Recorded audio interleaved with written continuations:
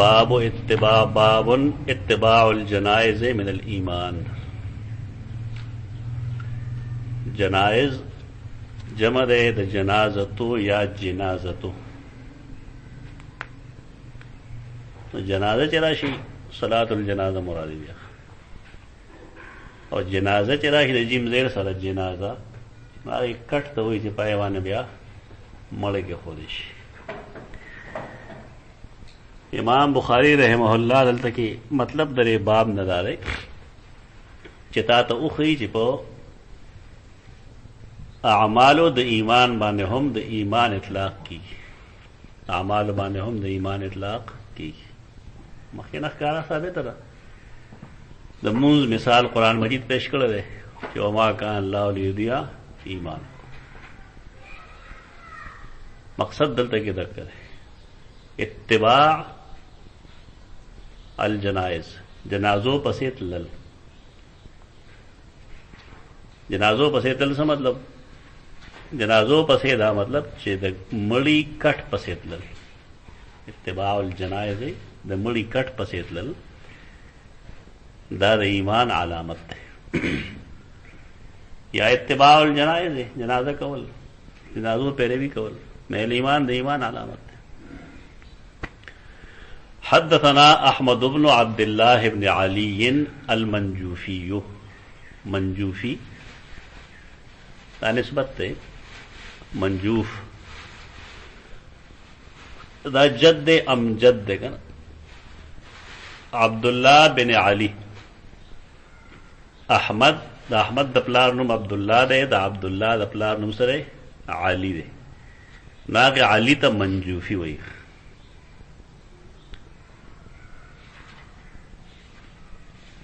دا احمد منجوفی چې کوم دی دا استاد دی د امام بخاری رحمه الله. دا بصری عالم دی. هغه وی حدثنا روح قال حدثنا عوف عن الحسن ومحمد عن ابي هريره.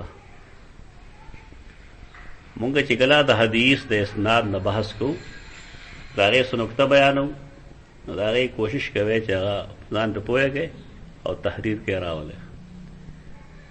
لکه چې عام طور زمونږ د علاقو کې خاص کر پښتانه دی په دې څه پوهیږي نه سره، او که علاقه څه سوال پر راشي نه بیا چل نور دي غریبانه الله سو کم وسر. دلته حسن چې کله راغله دی د آیات ساته چې کله مطلق حسن راشي په اسناد کې داغه نه مراد حسن بصری دی. قاعده یاد ساته ذهن کې سیدنا حسن یا حسین نہیں مراد. عمومی طور چې کله حسن راشي مطلق حسن نو مراد ته حسن بصری دی. حسن بصری سره دی چې هغه جلیل القدر تابعی دی، ثقه دی، لیکن هغه مدلس دی او اکثر و بیشتر تدلیس کوي ضعفاونه. نو مسئلہ پیدا شوا د امام بخاری رحمه الله په سند کې. دا دعوی په افراط باندې دي چې په امام بخاری په اسناد کې څه کمزوري نشته. یہ خلکو تلاش نه کړي، غب لګي کمزوري یې بګي، لیکن دا غي کمزوري تلافي هغه جوړ کړی پیدا کړی ځکه مونږ چې کله دا وایو په اصول حدیث کې دا زم حدیث را تاسو مخکې داسې یو تیر شوی دی چې صحیحینو کې د مدلس را روایت راشي نه هغه کې قابل قبول پدې وی چې دا غي د لپاره نور طرق وی. دا غي نور طرق د وجه هغه مدلس روایت قابل قبول شي. مصطلح حدیث کې چې کله مونږ وایو چې د صحیحین نه بهر د مدلس روایت قابل قبول نه هغه وجه دکړه. دلته کې حسن بصری خدا کم بحث چې مونږ د اسناد په اړه کې د درایتن بحث وایي. یعنی یو د حدیث اسناد ده کله چې مونږ دا غي نه بحث کو نه غي ته درایت وایي. اسناد پسې چې رستو کم شی شروع شي نه غي ته وایي روایت. نو کله داسې وي چې درایت باندې څه اعتراض وي مصطلح الحدیث والا نو موږ وایو په حدیث درایتن اعتراض وکړو، او کله د حدیث متن یې نه د هغې روایت باندې څه اعتراضات وي یا خو د قرآن خلاف وي یا بالفرض د صحیح متواتر مشهور خلاف وي، نو موږ وایو روایت کې څه چل دی، اصطلاح دغه ده. لیکن پاکوهن کې درایتن اعتراض دی ته وایي چې ته په حدیث عقلي اعتراض وکړي چې دا حدیث د عقل خلاف دی. دا د پاکوهن د اصطلاح ده، دا یاد ساته. اوسمه چې ما تتبع تلاش کړی دی شبلی نعماني نه مخکې دا اصطلاح دلته نه وه، دلته کې دا ډېره غلط استعمالي دی او مخنیوی پکاري. مخنیوی پیدا سے پکار وی چې اکثر و بیشتر صحیح احادیث وی خود عام و خلقو د عقل خلاف و د خلقو د رسول الله صلی الله علیه وسلم د فرمان نه د ځان د فرمان بشانت یو شی جوړ کړی دی. دی وی چې زه په نه پوهېږم نو ګندې یا زما په نسبت پدې کې تضاد وي، نو دا مسله یې لکه عذاب قبر دی. ما اورېدل د خلکو نه چې خلک ولې انکار کوي، وجه یې دا ده چې زمونږ د عقل خلاف دی، نو ستا عقل پکې چا راوستی. داسې خلکو دپاره ما د نیلوي صاحب جواب ایښی دی، زه کوم خلکو ته چې انسان ډېر کم عقل دی، ته کې نه عقل شته نه د نظر لګي، ورنه دی خو یې د پوزه څنګه، یعنې انسان خپله پوزه نشي لیدی تر کومه د شیشې د نه وي ولاړ، یا یوه سترګه نه وي پټه کړی یا د سړي په شان غټه پوزه نه وي کړ. او د انسان خو اپروچ دغه دی، دی د بس عقل چې دی د رسول الله صلی الله علیه وسلم حدیث په هغې باندې دی. کله چې مونږ وایو چې کل حدیث یخالف العقل والنقل، د هغې نه مراد د پوهې سړي عقلي، د هر کس و ناکس نه، هغې ته عقل سلیم وایي. نن چې په حدیث باندې څومره اعتراضات کوي خلک، هغه د عقل سلیم په بنا نه کوي، هغه د خپل ناقص عقل په بنیاد دی په نه پوهېږي دی د حدیث کیسه چل رہی. نو دا درایت یعنی اعتراض په حدیث باندې د عقل په بنیاد بمانه درایتی اعتراض دا پاکوهن پیداوار ده، بل ځای کې دا شی نشته، اسلافو کې دا شی نشته. درایتی اعتراض دی ته وایي چې ته د حدیث په سند اعتراض وکړي. اگر ته مونږ اعتراض وکړو چې حسن بصري مدلس دی، دا درایتی اعتراض دی. لیکن د حسن بصری سره محمد هم دلته کې ذکر دی. من هذا محمد؟ اسوک دی هو محمد ابن سیرین، دا محمد بن سیرین دی. چې دا خلک ابن سیرین وایي، سیرین هغه ښځه ده کومه چې مقوقس رسول الله صلی الله علیه وسلم ته رالیږلې وې دوه زنانه، یو پکې سیرین وه یو پکې د ابراهیم رضی الله عنه مور وه ماریا قبطیه، دا دواړه خویندې وې. دې سره یو خچر هم رالیږلو دلدل. نو ماریا رسول الله صلی الله علیه وسلم ځان سره وساتله او سیرین یې ورکړه حسان بن ثابت له په نکاح باندې. خلک وایي چې حسان بن ثابت او رسول الله همزلف دي. همزلف څه ورته وایي پښتو کې؟ سانډوان. ته همزلف د هغې بنیاد دغه دی چې سانډوګان دا په دې بنیاد دي چې دې دواړو ښځې چې کوم دي دغه دا خویندې دي. په دغې نسل کې محمد بن سیرین پیدا شوی دی. چونکې دلته کې د حسن بصري د هغه معید پیدا شوی دی محمد، یعنی حسن بصری او محمد دواړه د سیدنا ابو هریره نقل گئی. لہذا چې کومه کمزوری د امام بخاری رحمه الله په سند کې وا عن الحسن عن ابي هريره وعنان روایت ده کمزوری وا، خو چې کله محمد مرګري شو ابن سیرین جبیر راغله، نو اوس پته پوه شوي دا دعوا سے نه وا چې صحیحین او مدلس روایت قابل قبول وي، ځکه چې هغه په نور تاییدات د هغې موجود وي، دا د هغې تایید شو. ان رسول الله صلی الله علیه وسلم قال دې کې اوس حسن بصری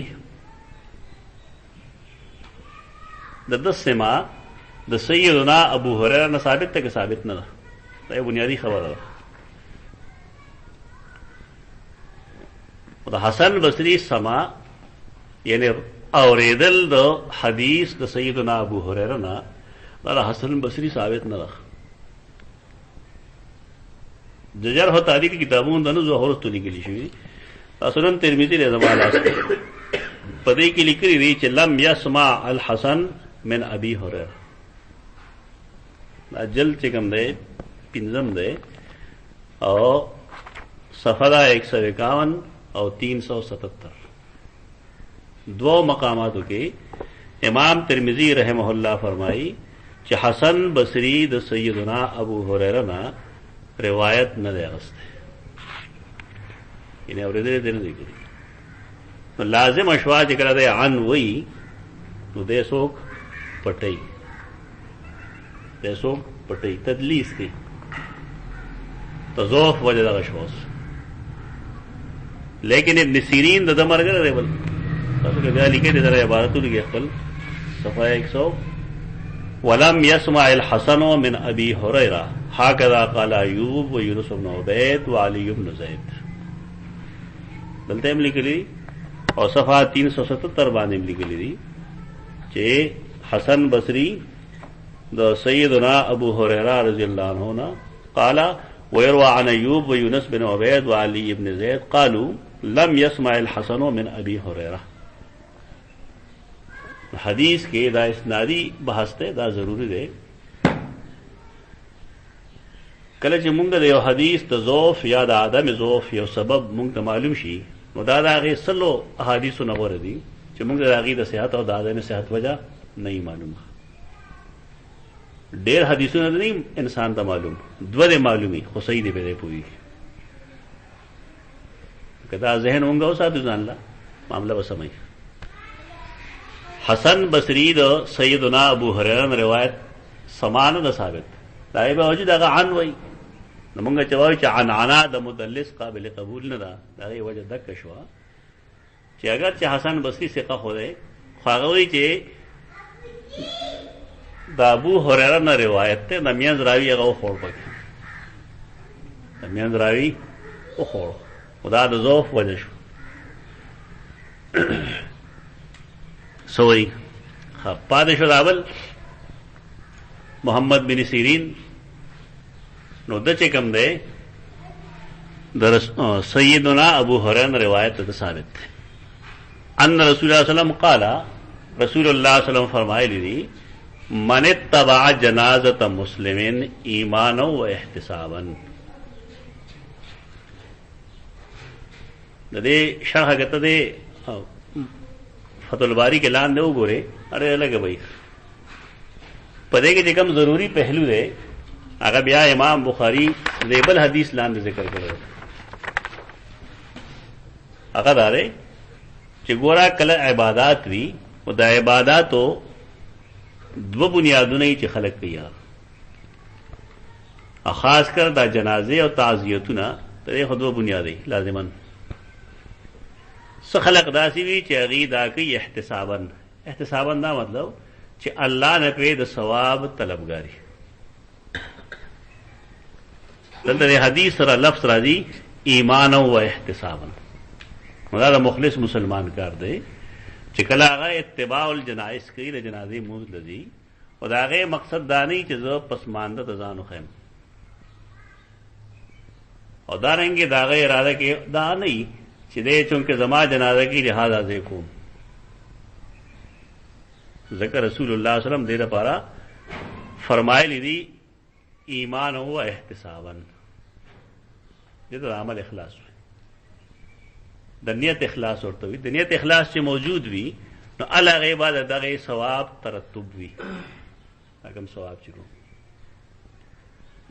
او کنه بل فرض داسي وي چې پسماندګانو ته ځان خودل مطلب وي، یعنی ایمان او احتساب نه مطلب چې زه الله نه د دې د اجر امید ساتم، نه زه ورله ځکه ځم چې مال راځي، یا زه ورله ځکه ځم چې که زما سبا څوک مړ شي ماله به راځي. دې ته نام نمود وایي. د جنازې دا لمونځونه اکثر داسې ځکه هر سړی د مړي پسمانده سره دا زیری لګولو کوشش کوي.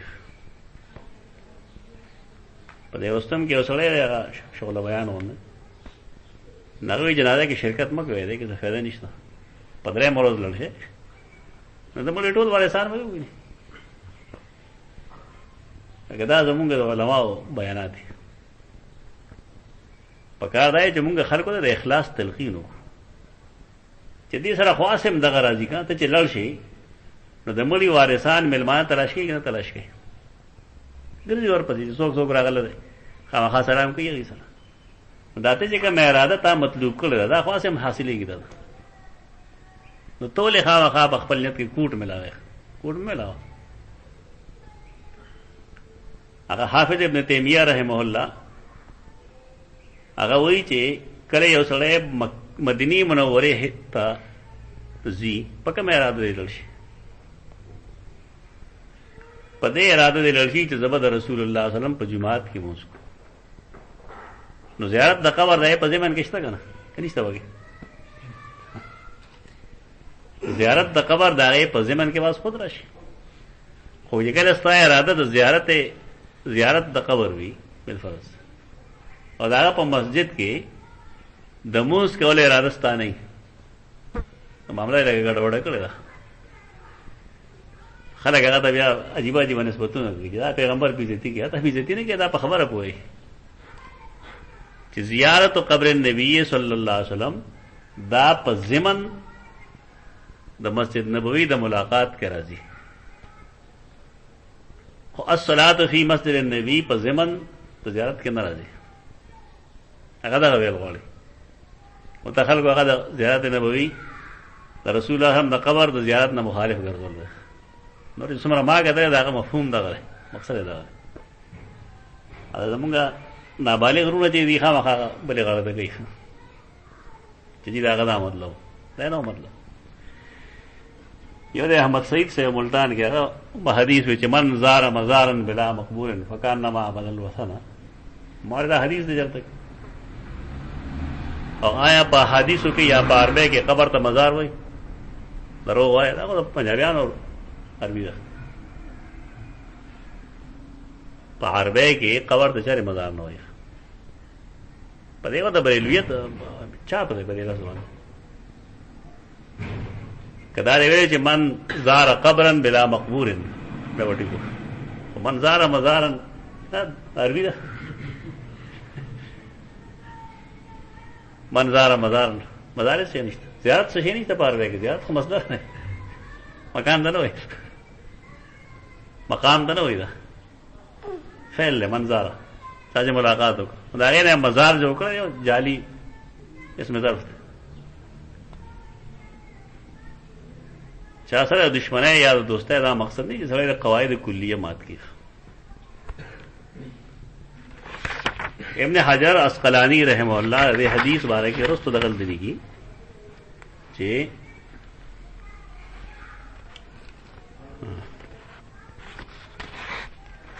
دا حدیث دا کوم چې مونږ وایو د دې مقصد دا دی چې که یو سړی په دې نیت باندې لړ شي چې ما ته وارثان ښه وګوري نو دا کوم اجر چې په دې حدیث کې لیکلی دی د دې نه به سړی محروم باندې.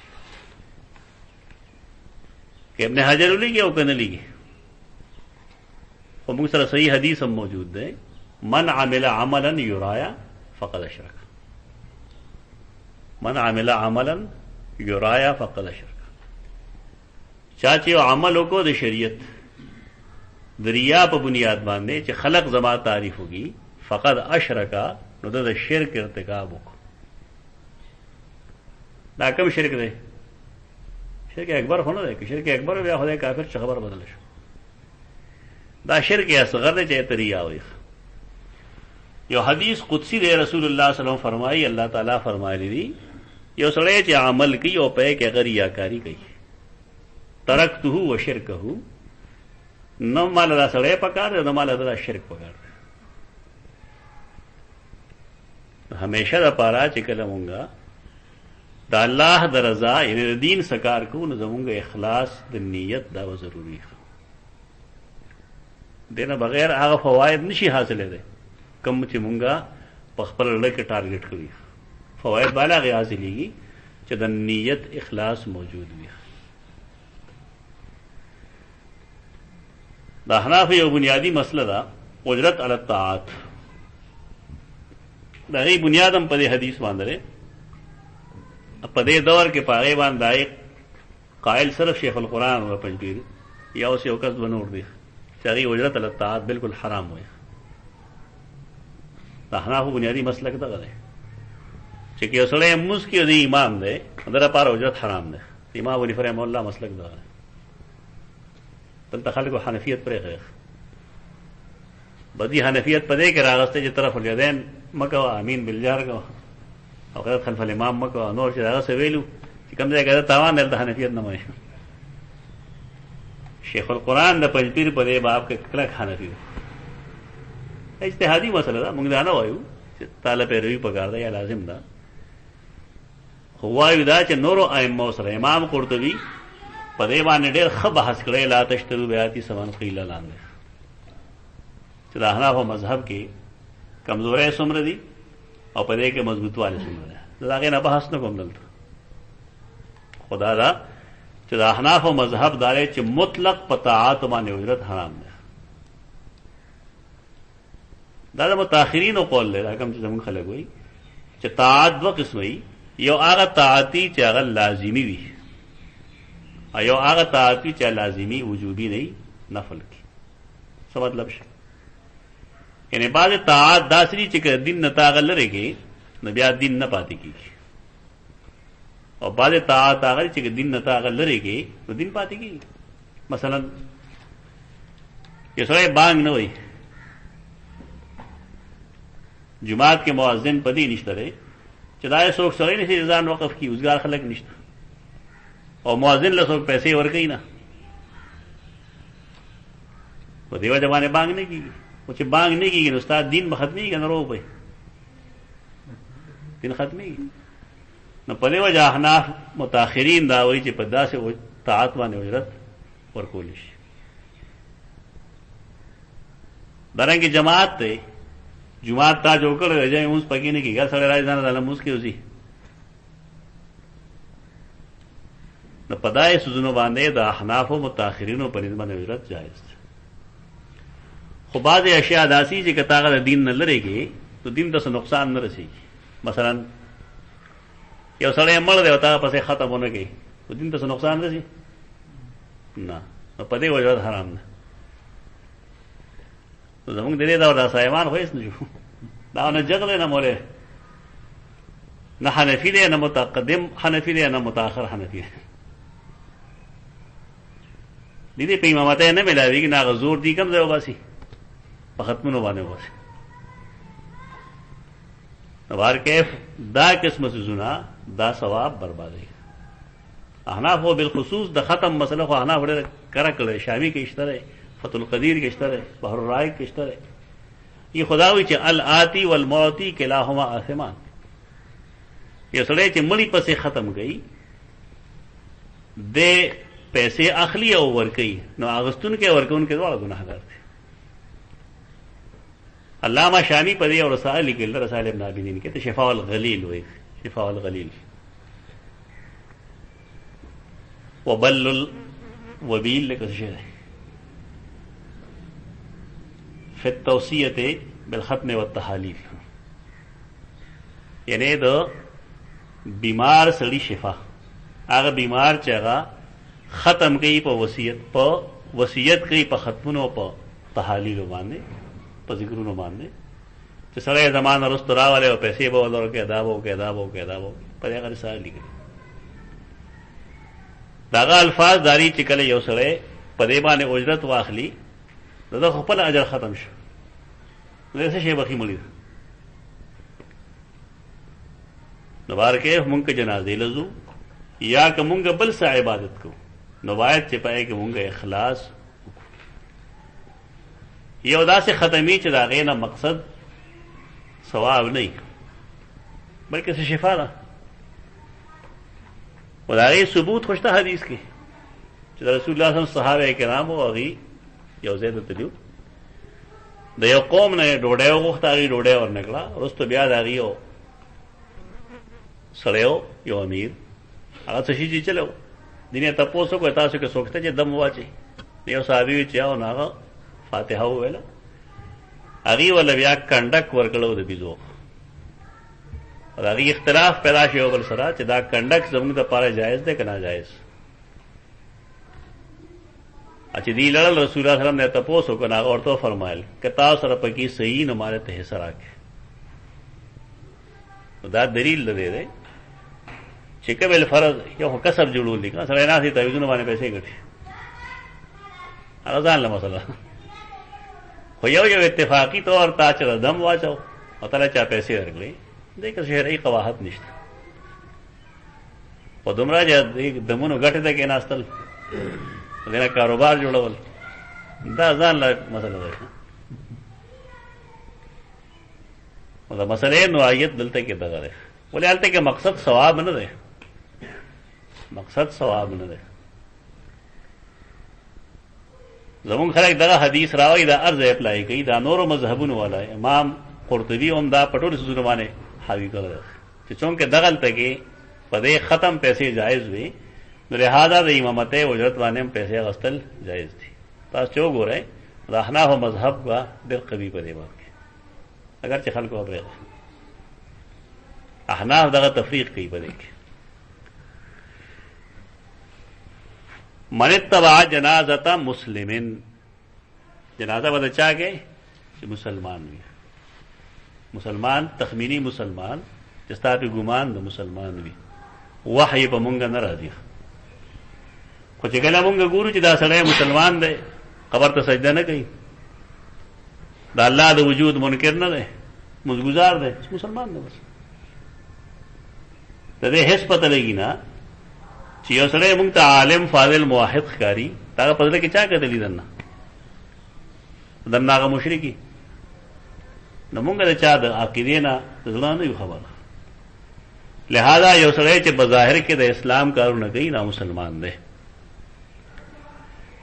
نو دې کې مسلمه به داخلي کې به نه داخله، داخله وي. ایمان او احتسابا دا دوه شرطونه وي. یو شرط بدای چې په دې کې خپل ایمان موجودي، یا دې دا تقاضا د ایمان غني. د ایمان یو تقاضا څه شو؟ اتباع الجنائز. للمسلم علی المسلم ست خصال، د یو مسلمان په بل مسلمان شپږ حقونه دي. چې کله بیمار شي تپوس به کوي او چې کله سلام وکړي جواب به ورکړي. دا سے پائے کہ یودا رہے چې کله هغه وفات شي نو هغه جنازه وکړي. دا حق د مسلمان دی. په دې وجه دا عدل بدل دا کم تصور چې زمونږ عوام او خواصو کې موجود دی، دا واجب الترک. دا نه ده چې یو سړي زما د پلار جنازه نه ده کړې او زه کلي کې یم او اوزګار یم او زه نه ځم، په دې وجه باندې چې زما د پلار جنازه نه ده کړې، دا بیماني وي. تو دا انا بخلا ماتول والی. بعض لوگوں کی میں نہیں مرتی ہے نا، بعض خلقوں میں نہ مری، دا میں مڑ گئے اللہ رے گئے اللہ اسلام راضی. انا پرستی چی کہنا میں اللہ رے گیا. وکان ماہو حتی سشے تلفظ بسی یسولی علیہا ویفرغ من دفنها ویفرغ من دفنها او اللہ سے ہوا حتی یسولی علیہا تر دے چدا څوک اتباع جنائز گئی تو دے منذ کی پائے باندھے ویفرغ من دفنها ویفرغ من دفنها حتی رانے میں داخل ہے نا حتی یسولی علیہا وان یفرغ من دفنها او تر دې چې د فارغ شي د هغې د دفن نه، یعنی د دې فاعل وسو کی من چا چې اتباع د جنایز وکړې ده نو د هغه کار وسئ منځ کول او د هغه دفن کې شرکت کول. که شرکت نه چي سر شي یو قرائت په دې کې دغه ده. عام قرائت دا دی چې وکانا ماہو اور داغ سرئی دے حتی یصلی علیہا یہاں تک کہ اس کی نماز پڑھی جائے تردے جداغ منز اکڑیش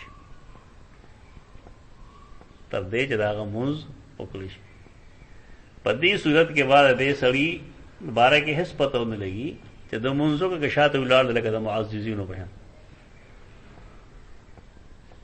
پتہ ہونے لگی لیکن قرائن دے دلیل دے چھ مراد آغا سڑے چاہ منزو کی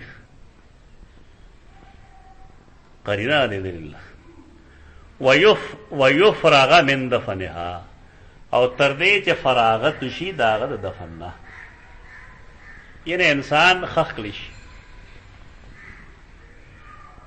یو سڑے لو جنازہ کئی لیکن پدے اخلاص پا بنیاد بانے چھ زم مومنیم اور دا مومن پا مومن حق دے دا زما مرگرے مسلمانوں اور دویم دا چھ زخ پلا خود احتسابی حکم اور دا اللہ رب العزت دا اجر امیدوار شو دا دو بنیادو نہیں دا خپل خپلوانو رضا کول نہیں مقصود خلق تا خودنا نہیں مقصود یو خدا کا شرط شو دویم دا چھ دے منز سرئی مڑی سرئی تردے پورے چھ منز اوشی اور داغینا فراغت دا دفن نرش فإنه يرجع من الأجر بقيراتين تو دے واپس کی دا اجر سرا دا دو قیراتو دو قیرات اجر تو ملاوی گی بدیخ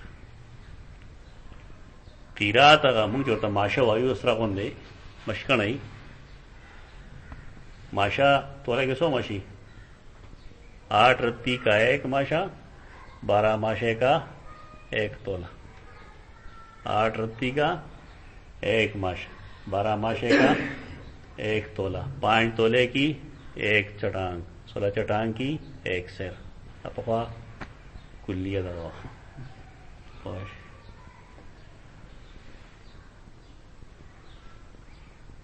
دا قیرات دیر معمولی سی دے دا سرغن دے مشکن ای بس بڑا ہوں رسول اللہ صلی اللہ علیہ وسلم فرمائی چھ آغا قیرات نے یادوں کم چھ در اتین ہم کم دے تماشین ہم کم دے بلکہ کل قیرات مثل احد بلکہ ہر قیرات تو احد دا غنڈے برابر وہ دے کہ اجر خودیر شو وکتا سوچ کلی نمونگا واوی جنازہ سے شیرے فرض ایک کفایہ نہ ہر چیز خپل مرتبہ کے دن نصد ہر چیز خپل مرتبہ کے دن نصد اجر پکے ڈیر دے کتب دوام کے پدیوانے ٹھیک نا خودے نہ خلق غم خادم جو کر دی نا یو سڑے اس گارول پکائے جی غم خالد نا عجمی تصور دے اس گارول نہیں پکا سفر از کو نہیں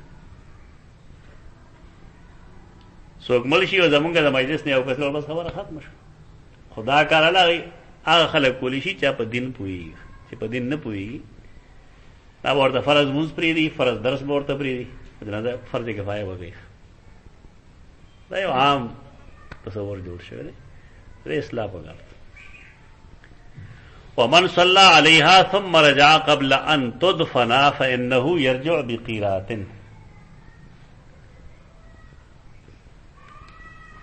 ومن صلی علیہا اور چاچی منزو کو پدی مڑی باندھنے جنازے اکڑا منزو کو ثم رجع تو بعد خلق کو پنیز بانے جنازے دا منز نہ دے گا نا ذکر بے وزسے کیم گئی اشتدا سے خلق سیوان نا میں نا اغلی بیاتے دیر نفرت پیدا شی دے قائل لیجنی کہ وہ سجدہ مجدہ سے نشتے رہے بس قل ہوا الحمدللہ دور گو بس اس پر حیران جو چکلی اسی تا قرآن و سنت صلاة ہوئی تا سو کے کجا کہ تخام اخاد آگے نم بدلے کلن قد علم صلاته و تسبیحا کلا کلا اللہ رب العزت پیو جز دا عبادت باندے اطلاق دا کل کئی قیام چکم دے ادرے دل پا جنازہ کے سجدہ و رکوع نشتا دے گا بولے توحید خلاف تو یہ جنازہ کے نستان بخیر تملشتا کہ نشتا نو کدا دا سے صلاتی چی ذات تو رکوع و سجود نشی نو سا توحید بسشی دین نه قربان شه زموږ ډېر سپېڅلی پاک دین دی توحید باندې جوړ الله هلته کې په مونځ کې رکوع او سجده غوندې اراکین ختم کړه خو کوشش دا کوي چې ستا سر غیر الله ته ټیټ نشي او یوازې هغې قیام ته صلات وي هغه بېدینه دی خلک چې هغه د الله صلات ته صلات نه وي هغه مونځ دی او دې لپاره پاکي ضروري ده کوم خلک چې دا ګپ لګوي دا ګپ لګول هغې له نه دي پکار دا مونځ دی مونځونه نه یو سړی دا بې اودسۍ کوي دی د ګناه کبیره ارتکاب کوي دی فاسق دی شرعاً دا شته مریضان اوس هم ډېر شته دی دا هم بې علمه دی کې بې اودسۍ کې مونځونه کوي د جنازې ومن صلى عليها ثم رجع قبل ان تدفن چا چې مونځ وکړه په دی بیا واپس شه مخکې د ده د دفن نه فإنه يرجع بقيرات نو دی د ځان سره یو قیرات وړي مطلب الله یو قیرات ضرور کی یو د احد غونډه برابر ایو سره چې دفن نه رستو نثار شي نه الله غلط دو قیرات ورکړي نو که ټایم د سره نو خامخا منډې مو وهه نثار شي دو قیرات اجر به الله درکړي تابعه عثمان المؤذن قال حدثنا عوف عن محمد عن ابي هريره عن النبي صلى الله عليه وسلم نحوه دیوس تا تخی چې د عوف الته کې شاګرد سره روح مخکنی حدیث کې د عوف شاګرد روح دلته کې د عوف شاګرد عثمان مؤذن یعنی عثمان مؤذنم دا حدیث اوریدل دی د عوف نه هغه اوري د محمد بن سیرین نه هغه اوري د سیدنا ابو هريره نه دا امام بخاری کوشش دا کوي چې تدلیس هغه کم شک پیدا کیږي چې دا غي ازاله وشي حسن بصری پر روایت کې تدلیس مسله خوشته کا نه یو تایید غالطه د محمد عن ابي هريره کړو خو رستوس د بل ځکه ته تخی چې د روح شاګردان د عوف شاګردان دوی یو روح دی او بل عوف دی حدثنا عوف عن محمد عن ابي هريره حدثنا عوف عن محمد عن ابي هريره سو کوئی دا عثمان مؤذن وای عثمان سره ولې مؤذن لفظ راځي په هر جماعت کې د مسلمانانو کار شي خو زمونږ اوس وخت دی کنه زمونږ په دور کې خلک اذان نه وایي پښتانه باندې کوي باندې ما ته یاد دي زمونږ د کلی کې چې کله هغه بل جماعت کې لاؤډ سپیکرو لګید اذان شو ولته یو دوه درې کسان یو کس پکې اوس ژوندی نور مړ دي هغې جمع شو د هغې یو نیکه و چا چې پلار یې و چا چې لاؤډ سپیکر لګولی و حاجي صاحب و دلته کې هغه ته یې چې دادا بانګ به نه وی ګورې موږ به نه شرمېږو دا د پښتنو تصور دی چې بانګ ویل کوي د شرم باعث دی اوس هم پښتانه بانګ نه وایي ما د یو پښتون نه تپوس کړی نو هغه ما ته ویل چې ولې رسول وسلم بانګ ویلی اوس نو ما یې بانګ یې خو نه وویلی خو د بانګي فضیلت یې خو بیان کړی رسول الله صلی الله علیه وسلم د مؤذن فضیلت بیان کړی چې د مؤذنینو اعناق دا به دنګي د قیامت پر ورځ المؤذنون اطول اعناق یوم القیامه دا ولې دا مطلب دی چې غړی دنګ ده موږ ورته وایي هسکه غړی که نه پلان کې هسکه غړی ګرځي نو مؤذن څه د ګناه کار نه دی کړی د الله د کبریا اواز یې کړی الله اکبر الله اکبر څومره پورې چې اواز رسي کوم ځای پورې رسي کلمه شهادت اعلان یې کړی دی بار بار کوي د رسول الله صلی الله علیه وسلم باندې د ایمان اقرار بار بار کوي اشهدو سره وایي خلق منځ ترابلی خلق فلاح ترابلی او بیا د الله د کبریا اقرار کوي او لا اله الا الله دی باندې الله ابو سلام صاحب یو تقریر کړو چې دا سلور ځله مخکې الله اکبر ورستو دوه ځله ولې کله یو متأخر سړی لیکن هغه داسې نقطه تا ته وایي هغه د شرک قسمونه سلور ځکه سلور ځله الله اکبر وایي د شرک عقیدې والا شرک چې کوم دی د هغې سلور پهلوګان دی پې رد کړي او بیا د شرک فعلی دوه قسمونه دي. نو په آخر کې چې سړی کوم دوه الله اکبر وي په هغه غلط کوي. دا ښه مقرر دی په دې جماعت کې. دا یې کیسټې پیدا کړي هغه ډېر ښه لاجک بیانوي او د هغه پیش نظر احیاء علوم الدین دی د امام غزالی رحمه الله. حکمتونه چې سړی بیانوي ښه کاري ده، دا منسوسي نه وي. په دې باندې سړي ته یو قسم اطمینان رسي. عقلي څیزونه مه لټوئ، نه مونږ د دې پابند یو. چې مونږ کله مسلمانان شو اسلام څه معنی ده؟ د الله او د رسول فرمان برداري. خو کله کله سوال پیدا شي، د هغې سوال جواب چې کله عقلي طور مونږ ته ملوي شي نو اطمینان نور ډېر شي. دا په دغه نقطه نظر به کتل پکار. تعقل پسندي به نه وي چې زما عقل کې نه راځي زه نه منم. په دې باندې ایمان کې جلا پیدا شي. ښه کتاب دی باب کې احیاء علوم الدین دی.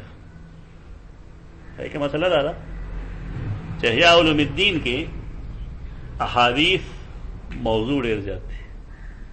دیارلس څوارلس سوه ثبوتي خولې حیران بشي. په هغې کې رساله هم لیکلی چې دې کتابونو اصل و اساس نشته. په هغې کې راس الحکمت مخافت الله هم ده، چې عام بطور حدیث خلک وایي. نور بې شمېر روایت. دا عثمان سره موازن لفظ دے دے دپاره خیږي. نه څه زمانه داسې وه چې زمونږه مشرانو به دیني لقب ځان دپاره دا یو عزت ګڼه. اوس یا د موازن ووایه نه خلک بانګي صحیح مړه دی په دې نه پوهېږي چې دی خو ما مانځل رابلي، ګناه ته نه رابلي. یو سړی چې هغه د مونځ په اهمیت پوهېږي یا د بانک په اهمیت پوهېږي. چې کله د بانک په اهمیت پوه شو اوس به جنګ کوي په بانکه. یو به زه بانک وایم بل به زه بانک وایم. خو د هغې دپاره به ته څه چلو کوې؟ ته به دا وکړې چې ته به خلک جمع کړي چې امام یې نو خلک به جمع کړي. اول به د هغې نه واورئ چې کوم سړی صحیح بانک وایي. ټیک کولی شي نو لهجه به یې ټیک کړي ورله. چې لهجې ټیک شي نو بیا تقسیم وکړه چې کاکا ته به د سهار بانک وایي او ته به د ماسپښین وایي، بل ته وایي، بل ته ماښام وایي، بل ته ماسخوتن وایي. ټیمونه تقسیم کړي. خبره به سمه. دا یو انتظامی امر دی او دا د امام په لاس کې. دې سره به جنگ نه پیدا کېږي. دې مقصد دا دی. نو ځکه دا موازن چې کله شروع شو ورته کو ګورې رسول الله صلی الله علیه وسلم ته چې کله حدیث راغی نو بلال هم بانګ ویلو، عمر رضی الله عنه هم راغی هغه امام بانګ اورېدل دی. رسول الله اجازه چاله ورکړه د بانګ ویلو؟ بلال له ورکړه. او د هغې وجه څه وښویله؟ وجه د هغې خو یو عقلي ده، هغه پیغمبر نه ښیي. ځکه هغه هر هغه چا ته معلومیږي چې هغه طب ویلي هغې کې لږه پوهېږي. د تور سړي اواز مزېدار وي. هغې وجه د هغې چې د هغه بلغم نه وي او کوي نه سوځېدلی. البته یو سړی زیړ وي رنګې یا سپین یې د مرۍ همیشه خراب وي. د په اواز کې هغه ښکلا نه وي کومه ښکلا چې د تور سړي په اواز کې. دا کلیه نه ده، قاعده اکثریه ده. دا مطلب نه دی چې کوم د تور سړي نه اواز وایي یا کوم د سپین سړي د اواز به ګنې خراب وي. خو اکثر داسې وي. یو دغه وجه وه رسول الله صلی الله علیه وسلم هغه ونه ښودله. البته دویمه وجه یې وښودله هغه ده چې انه اندا صوتا، د ده اواز تا نه اوچت دی. نو اوس خو دا اواز جتولو مسله نشته که نه. اوس خو سپیکر لګېدلي خو هر څوک ویلی شي. که سړی خپل کور کې کښېني په پړستن کې بانګ وایي نو ویلی شي که نه شي ویلی؟ جومات ته راتلو ضروري نه دی. چې مسله ډېره خرابه شي نو بس مؤذن صاحب ته وایي چې مایک کور ولګوه، چې کله ټایم شي هلته نه بانګ وایه. جومات خو نه ضروري، خلک خبرو مطلب دی. دا المؤذن لفظ دې دپاره لګوي. کله کله اذان ورکوي. رسول الله صلی الله علیه وسلم اذان نه دی کړی. اذان د پیغمبر صلی الله علیه وسلم نه ثابت نه دی. څه مطلب؟ په خپله نه دی ویلی. البته د صحابه کرامو تعین به یې کوو. دا د حدیث نفس خبره وه. اوس خبره دی کې دا را چې د اتباع الجنائز ویل دی. اتباع الجنائز لفظي معنی سره جنازې پسې تلل. دلته قدرتی طور دا سوال پیدا کیږي چې جنازې نه مخکې کې سړی لړ شي نو څنګه وایي؟ زموږ د علاقه کې دا خامخا د کفر او د اسلام یو خبره جوړه شوې ده. خلک وایي د پول د پاسه به راځي نه پنډ شوي وي، هلکه ځای مخکې لړ شي، مسلې په نوعیت نه پوهه. دا څه ګناه نه دی، څه حرام نه دی. ابن حبان حدیث لیکل دی 3045 نمبر باندې. ابن حبان الاحسان فی تقریب صحیح ابن حبان تاوم جلد ہے پدے کہ حدیث پیش کی، حدیث نمبر 3045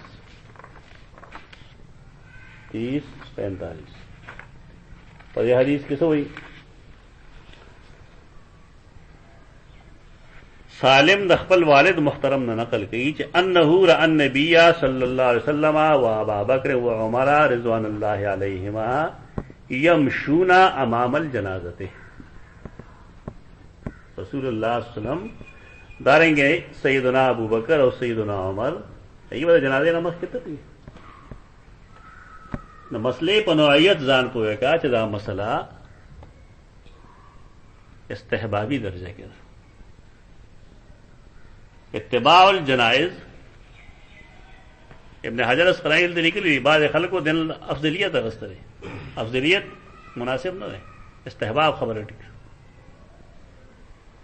یعنی مستحب دادی چے انسان دے جنازے پسے لڑشی یہ سڑے درشت وجہ مخی دل رہے یا بوڑھا دے لینشی بالفرض اور دے 100 منٹ مخ کے جنازے لڑشی جرست بران جنازہ پاتی کی یا منڈے وام لیکن صاحب پنشت خدا دے اعتدال لا ڈر کم خلق پلی جنازے سرا دمر کسانو شرکت ضروری بھی چاغی مڑے اوڑیش اور پات شدہ چی جنازے نہ مخی لڑشو کرستو لڑشو نورستو تلل تمونگا مستحب وایو دا رسول اللہ صلی اللہ علیہ وسلم پا قول کے اور داغا پا فعل کے چکا تقابل راشی نمونگا قول لترجیح ورکو فعل لترجیح نورکو بولے فعل کے امکان داوی چا دا رسول اللہ تخصیص پکی چرتا نہیں ذکر منگا قول دسیشو کو دا استحبابو کو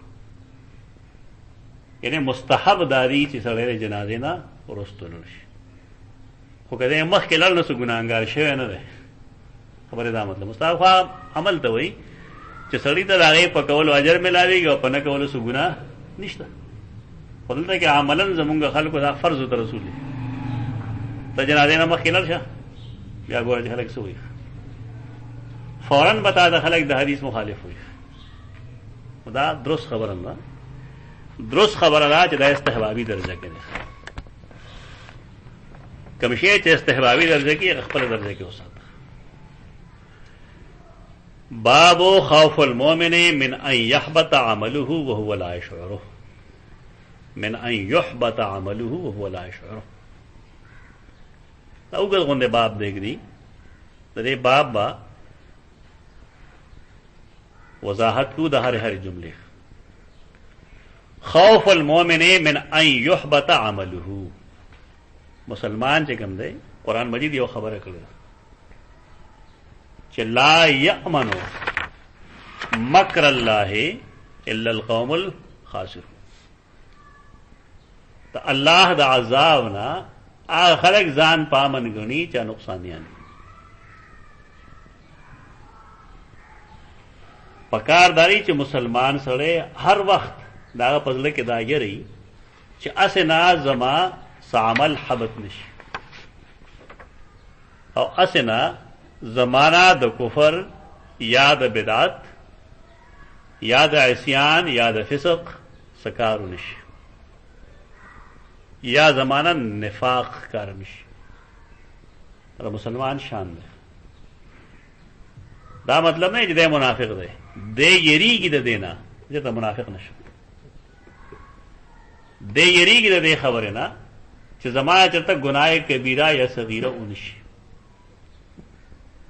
مسلمان ہمیشہ پدے جن کی یرا دا مومن پدے سلسلہ کی چھ ان یحبط عملہ وہو لا یشعرہ چھ اسنا ز پوئے میں امپزان باندے اور زما عمل حبت چھ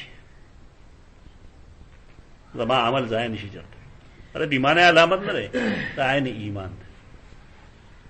دیو بیدار ساتي هر وخت ځان چې اسه نه زمانہ په لاشوره کې ته دین منافس عمل نشي. وقال ابراهيم التيمي، دا ابراهيم التيمي دا یو مبلغ دی، واعظ دی. تاکہ خیال کړی نو واعظین اکثر په خپل وعظ باندې عمل نه کوي. شاعر تا ته وړې بازار ښکاری نه بهادر چې کوم اشعار شاعر وای خلکو کې هغه غور بلی سم او په خپل چرته وي نه بیا ودا ته پته ولګي دا منګک نه میریږي غریبان پښو نه میریږي.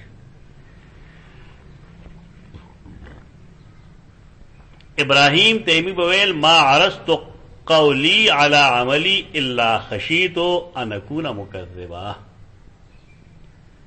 ما نه پیش کړی جاته کې خپل قول په خپل عمل باندې، یعنی ما چې کوم تقریر کړل دي عرضت بیا خپل اعمال ته وګورم الا خشین ان اکون مکذبا.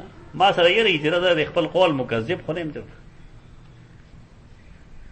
دا مطلب نه دی چې د ګناه کبیره کوي. دا د دې هغه حد درجه احتیاط دی چې ما په منبر باندې خلکو ته کوم وعظ وکړو نو په دې وعظ باندې ما په خپل ترکه می عمل کړل، او چې کله زه پیش کوم هغه وعظ ته وګورم او خپل قول ته وګورم نو ما ته په دې کې ډېر لوی تضاد ښکار شي. قرآن په فرمایلی دی چې کبره مقتن دا بیداری ده. دا مطلب نه چې سړی منافق دی، دا ذهنی بیداری ده چې دومره بیدار پاتې کېږي هر وخت. دا جمله یاد ساتئ چې کله دې دور منکرین حدیث دې الفاظ عجیب عجیب مطلبونه ته داخله چې ته پوهه به خبره. وقال ابن ابي مليكه، ابن ابي مليكه دا یو ثقه تابعی دی او دی وی ادرکت 30 من اصحاب النبي صلی الله علیه وسلم، ما د رسول الله صلی الله علیه وسلم ډیر صحابه کرام هغه لاندې کړي دي، یعنی ما لیدلی دي ملاقات مې دغې سره. كلهم يخاف النفاق على نفسه، هر یو پدې کې یریدو چې اسناز چرته منافق نشم. رافضیان دا قول پټ کړل دی او پدې باندې بنیاد یې خل خپل عقیده چې صحابه کرام ځان ته منافق وي. دا مطلب نه دی. مطلب دا دی چې صحابي دي ته ګوري چې مونږ د پیغمبر په زمانه کې څنګه او څنګه یو مونږ چې داغه زمانه هغه خپل عقیدت ته وګورو، خپل اعتقاد ته وګورو، خپل امر بالمعروف ته وګورو، خپل نهی عن المنکر ته وګورو. د پیغمبر د وجود خو وتا ته زور معلومیږي. ستا په خیال باندې چې دلته کې زمونږ استاد محترم والله ابو سلام صاحب موجود وي نو موږ به علمي طور او عملی طور موږ په سفر کې کوو نه او چې بیا داغه استاد محترم موجود دي نو بیا سفر کې کوو نه. او چې کله مونږ ورو تدریجن ښکته راځو نو پاغه ایمانی او عملی پهلو کې کمه راځي کنه راځي. دا د رسول الله په موجودګۍ کوم حدیث کې راځي صحابي فرمایي چې یا رسول الله مونږ استل تاسو مجلس کیو زمونږ ایمان ډېر قوي ډېر کلک یو مونږ، خو چې کله ستاسو مجلس نه لړ شو نو بیا زمونږ حالت هغه شانته نه. نو هغه فرمایل چې تاسو همیشه هغه حالت وي کم چې زما په ناس لګي وي نو لصافت فحتکم الملائکه علی فرشکم، تاسو بسترو کې وتا سره ملائکه بیا مصافحه کوي. خدا انسانی کمزوری ده چې د مشر په موجودګۍ کې دا حالت یو شان دی وي او د مشر په غیر موجودګۍ کې بیا حالت بل شان دی. ته دینه مراد منافقت نه ده چې نعوذ بالله صحابه کرام دا د عقیده منافقو. یې ردل د منافقت نه چې پیغمبر کله موجودو نو موږ په کومه طریقه نه هیل منکر کوو. اوس پیغمبر نشته دی زموږ مخکې منکر کی یو موږ نشو باندې کولای. چې دا منافقت خو به نه چرته لکه هغې سره یره دا ده چې زمونږ دا کمزوري د عملي کمزوري دا ورته منافقت یې کوي. نو دا د هغې حد درجه اخلاص دی او خلکو ظالمانو دا د هغې د نفاق دپاره دلیل ګرځودل. بلکې اکثر خلک یو روایت هم پیش کی ما د هغې تنقید هم کړی دی. هغه داري چې عمر رضی الله عنه هغه تپوس کو د سیدنا حذیفه بن یمان رضی الله عنه نه چې حذیفه ستاره د الله په ذات قسمی چې ته زما رسول خطا ته زمانم په منافقینو کو نه خوله یو روایت رسول الله صلی الله علیه وسلم د منافقینو نمونه خودلیو سیدنا حذیفه ته دا هغه راز دا حذیفه بن یمان رضی الله عنه ناغه ورته ویل چې نه میزان الاعتدال کې دا روایت ستره هغه پسې لیکلي دي چې زه یریګم چې دا منکر نه زمون خلک دا بیانې زمون دا اهل سنت والجماعت هم بیانې خدا بیوقوفان دي حدیث دا منکر نه دا موضوع ده اخاف ان اكون منافقا مجموعه کې دا ما لیکل ته پسې حافظ ذهبي کلام دغه ویلې دا راسي روایت ته چې اهل سنت د دین استدلال لاګي چې سیدنا عمر هغه سم لوي سره و هغه ځان د نفاق نه بچ کوته دا استدلال کوي لیکن اخر روافض ته دا استدلال کوي چې سره ځان ته خپل منافق وایي ضرورت ولې مسلمان دا د روایتو مسله ډیره گمبیر ده ډیره ګرانه ده دا استاد نه کول وکړي حافظ ذهبی د روایت چې د غولی کې نور پسې فوري لګي چې دا حدیث منکر ده منکر به معنی موضوع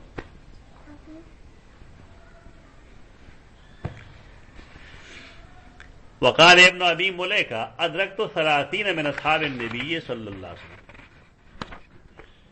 صحابه کرام خود ډیر شی لیدلی دي سیدہ عائشہ سیدہ اسماء سیدہ ام سلمہ عبادلہ پہ جانا دس مستقبل حدیث کے مغلی کے لیے عبادلہ عبداللہ ابن عباس عبداللہ ابن عمر عبداللہ ابن مسعود بل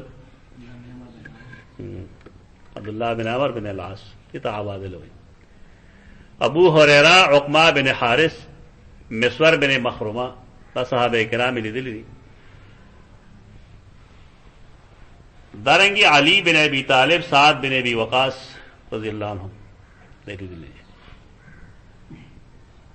دا ټول چې کوم دی چل بکو دي ادرکت 30 من اصحاب النبي صلی الله علیه وسلم كلهم يخاف النفاق على نفسه پدې کې هر یو یریدو ته دې خبره نه چې چرته کې زما ایمان سره منافقت را نشي او چې کله سره یریږي دی اوسې نه ځان داغه نه بچ کی که پکې نه خلی بچ کی چې کله زه دې نه یریږم چې ما مارو نه خوري زه څه کوم ځان سره رڼا مخلم ځان سره کونټه مخلم ځان سره مرګره مخلم ځان د بچ کولو کوشش کوم دا مطلب نه چې کنه په زمارو خورم د نفاق نه چیرېدل نو ځان د نفاق نه بچ کيم یو سره چې یریږي د خبره نه چې کزه ورته ټوپ کم نو بس ودم مده ورته ټوپ کوي کنه ته پورته ځه نه ټوپ دا بالکل دغه انداز کې خبره ده خلکو خامخا راغ سره صحابه کرام ته کافر ویل یو سره د دین یریږي او پوي په دې مای ته بجلی ښکارا تار کې چې کله بجلی موجود ده نو کدی له ما ګوته وولې د بجلی او ماونی چې زو مړ شو یو له ګوته وولې دا باندې بچ دا پاګه تناظر کې دا خبره دا ما چې څومره خبره دی باب کې او دا ټول ته کې ابن حجر اسقلانی لیکلي چې دا مطلب دغه دا مطلب نه چې منافق دی څومره چې یو سړی پویا دی او سیس په باره کې ډیریږي د خشیت لحاظ سره د خوف لحاظ سره یا تمه د امید سره نو که تمه امید ډیریږي د عمل کې اضافه راځي او که خوف او خشیت ډیریږي د ځان د بچ کولو کوشش کوي اوس یو نس دلیل دی صحابه کرامو د ایمان ایو سره دومره غلط شوی دی چې هغه نس نه داغي د کفر نس جوړي دا خو یارتوب دی کوم غلطوب دی ما منهم احد يقول انه على ایمان جبريل و میکائیل پدې صحابه کرامو کې یو کس داسې نو چې هغه دا ویلې وی چې زما ایمان د جبرائیل او د میکائیل په شان دی دا خیته ته دا چې ایمان کې درجات وی خدا سرستو خبر نه دا علماء دا صحابه کرامو د وخت نه را روان ده ایمان کې درجاتی कमे और ज्यादा मौजूद। वयुज़करु अनिल हसन मा खाफहु इल्ला मोमिनुन वला अमिनहु इल्ला मुनाफिकुन। वयुज़करु अनिल हसन कहते उस वेला चिकला हसन मुतलक जिक्र शी मुरासू की हसन बसरी तो हसन बसरी ने दा रिवायत को लिशी चे मा खाफहु इल्ला मोमिनुन द मुनाफकत न नहीं यरीगी मगर मोमिन मोमिन द निफाक न यरीगी और चिकले यरीगी न दान द बच को कोशिश की। वला अमिनहु इल्ला मुनाफिकुन और जान पा अमन न गणी द निफाक न मगर मुनाफिक यानी मुनाफिक अगर जान द निफाक न पामन गणी मैं इसकी खबर अदा से न था ये सड़े चे आगा ज्वंदे रे अगर खुराक कई अगर स्काक कई अगर सर शैतान मौजूद दे अगर सर नफ्स मौजूद दे नो एनी टाइम दागना दे इस्लाम खिलाफ द हरकत द सरजद के दो इम्कान निश्ता के निश्ता दगे इम्कान तो खौफ हुए तो दा इम्कान चिकल मौजूद शो न मुसलमान बेदार हुई और दान द बचकोलो कोशिश की और कल चिकल दे जान ददा के मुतमैन हो गई चिन्ह नहीं जमान अगला ने की और जमाने गुनाह ने की और जमाना फलाने ने की और जमाना फलाने ने की तो गोया के दे मुनाफिक दे वो सब मुसलमान न दे जका चे द खपल बशरियत न फ्यूका ते बशर दे इंसान दे जुना मौजूद वमा यहज़रु मिनल इसरार अल निफाक वल इस्यान मिन गैर तौबतिन दा बाब लांद दाखिल का वमा युहज़रु और आगा चियरोरी शी तसड़े चदे ब इसरार पर निफाक और पर इस्यान न गई मिन गैर तौबतिन बगैर तौबेना मतलब सर जुमले मतलब दारे कि मुसलमान कोशिश बदा गई चिकला दना गुनाश वाला वड़े कोलोई तो दे पागे बा ने इसरार दवाम न गई और अल्लाह मख के औजरू न गई अल्लाह मख के फौरन इकरार की चिरवा माना गुनाश और वो जमाना गलती हुआ तारा मोमिन अलामत है लिक़ौलिल्लाहि तआला वलम युसिर्रु अला मा फ़अलू वलम युसिर्रु अला मा फ़अलू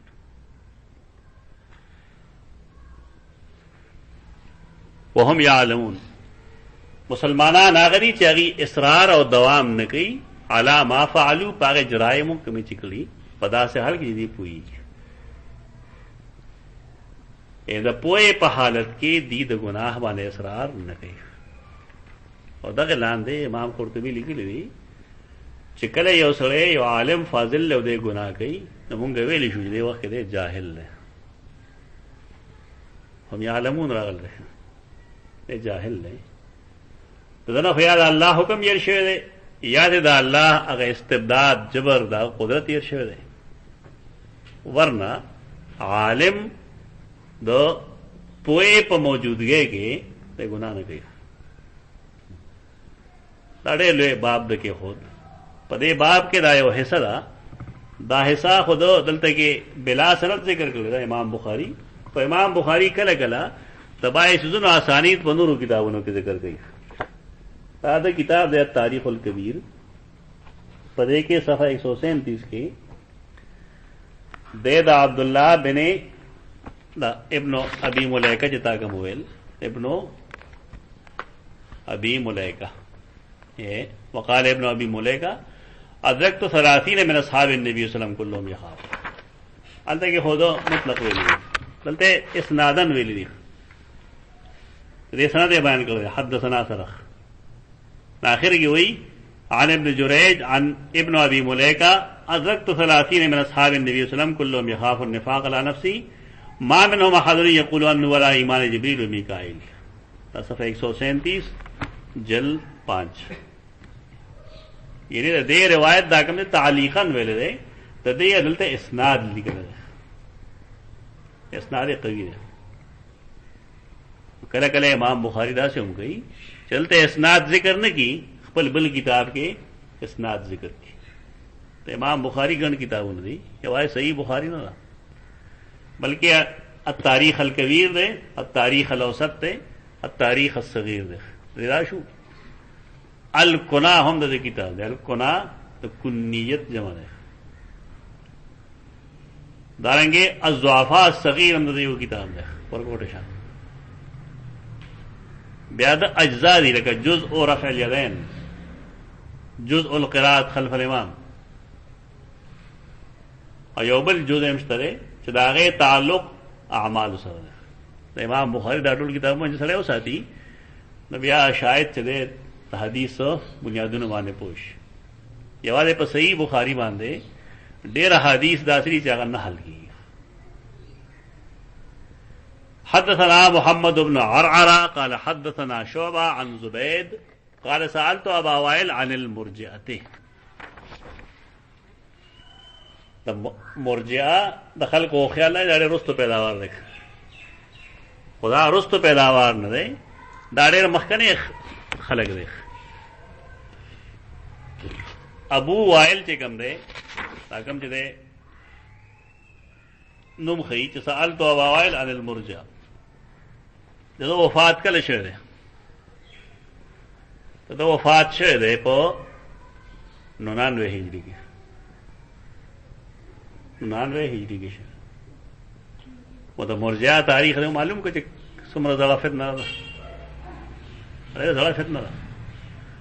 مرجئه وایي چاته مخکې ته ویلي مرجئه خلقو ته وایي چې هغې شهادت د خولې ضروري نه ګڼي د ایمان لپاره، صرف عقیده کافي ګڼي.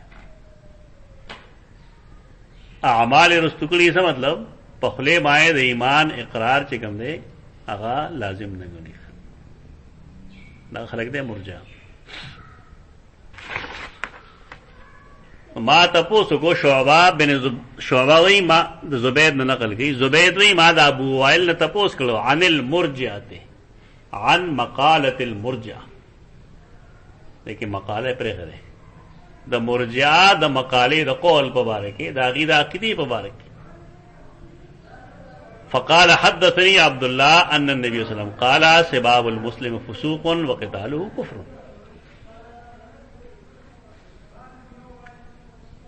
ما ته فرمایل چې ما ته عبد الله ابن عمر حدیث ویلو چې رسول الله صلی الله علیه وسلم فرمایلو چې سباب المسلم فسوق.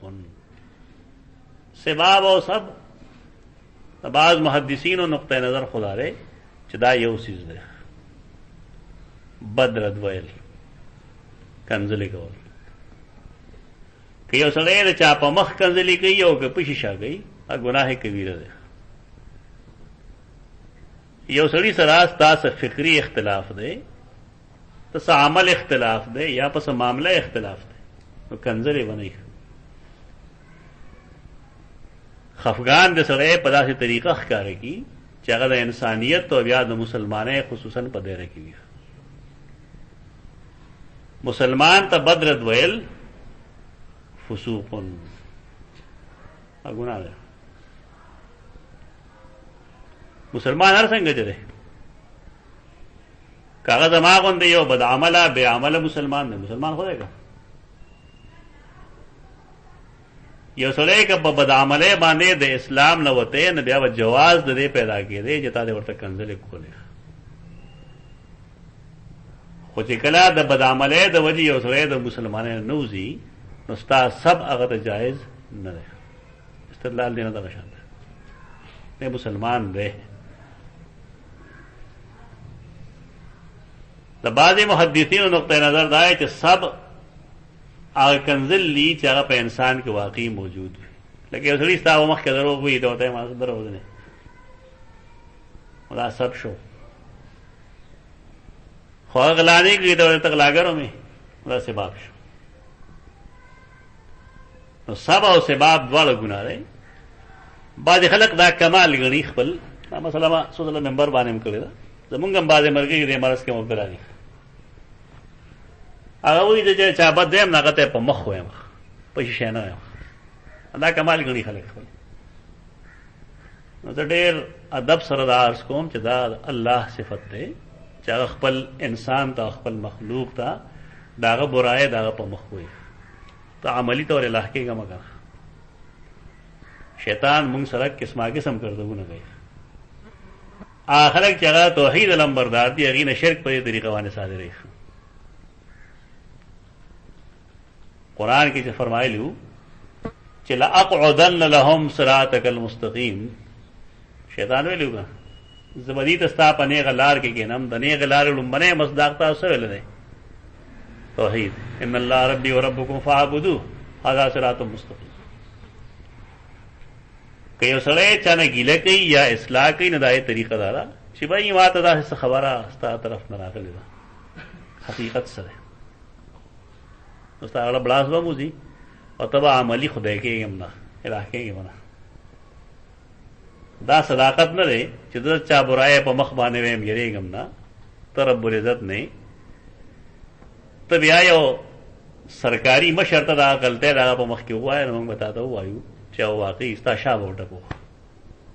او شیخ القرآن خبره طالب نو چاته پوسو کې چې چاکو دې څنګه دی ناغویل مولا توا او غنی ته هي